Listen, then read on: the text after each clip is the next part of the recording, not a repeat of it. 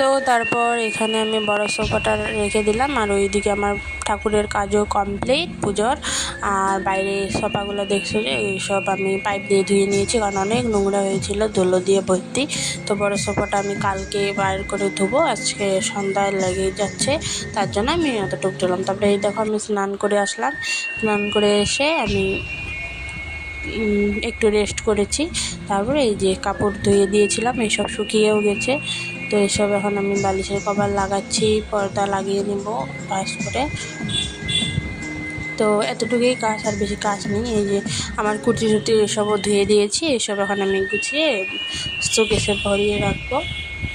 আর ওই বড় সোফাটায় কিছু দেখতে পারছো, তার মানে এখনও তো আমি সোফাগুলো শুকাইনি, ধুয়ে দিয়েছি। তো এখানে সোফার বালিশ টালিশগুলো আমি এখানে রেখেছি, কিছু কাপড় রেখেছি, এসব সব ভরাবো আস্তে আস্তে করে কাজ করতে হবে। আর এই দেখো একটা শার্ট দেখালাম, মানে যে একটা ড্রেস, এইসব একদম নতুনে আছে, মানে আমি 2-1বার পরেছি। তো এইসব আমি এই যে একটা ড্রেস, এইসব আমি মানুষকে দিয়ে দেব, পরতে পারবে। আর এখানে আমার বাবার ফটো সব সাজিয়ে রেখেছি, আর এখানে কিছু ওই যে সব রেখেছি, পরে ঠিক করে নেব। তো আজকে বাই বাই।